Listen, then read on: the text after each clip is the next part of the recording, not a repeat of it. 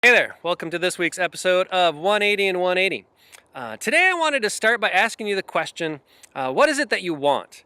And I really mean that in the big philosophical sense of the question. What do you really want? What do you want in life? What do you want out of a daily existence? What do you want? Because I think the answer to that question really drives a lot of what we strive for, a lot of what we're looking for, just in everything that we do. There's going to be a really big game here this upcoming weekend. Some guys are going to play a game of football, and all kinds of people are going to watch it. And within all of that, all the things going on, you're going to see just an enormous amount of ads and money spent trying to convince you about what you want. And the thing is, I don't think any of that stuff is real. I don't think it's what we really want. We want to be part of something big. We want to be part of something that's significant.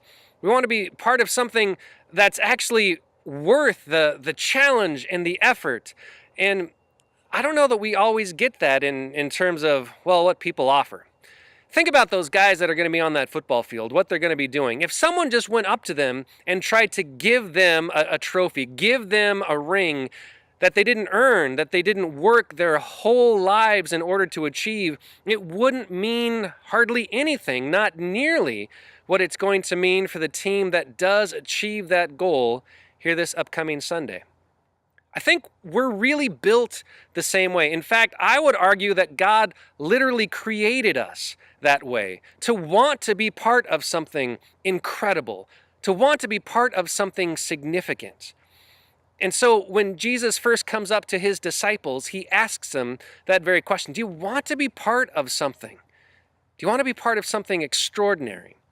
And then when he calls them into that, when he calls them to be his followers, well, then it moves on from there into something that is, again, remarkable, extraordinary, and honestly, pretty hard, pretty difficult.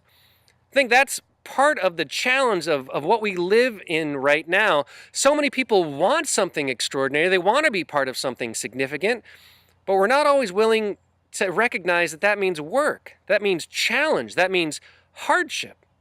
Again, for those guys that are going to be playing football this coming weekend, it has been an enormous amount of work and hardship and challenge to get where they're at. Everything in life that's worth something is that way. Being a follower of Christ is no different. In fact, it might be the most challenging thing that we do in our life. But it's worth it.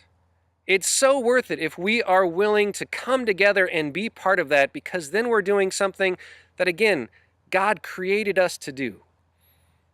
This week, I'd really challenge you to think about, what is it that you are looking for? What is it that you want? And when you're offered that, and in particular when you're offered that from Jesus, are you willing to be part of something, well, that's hard work and challenging, but also something extraordinary? We'll see you next week.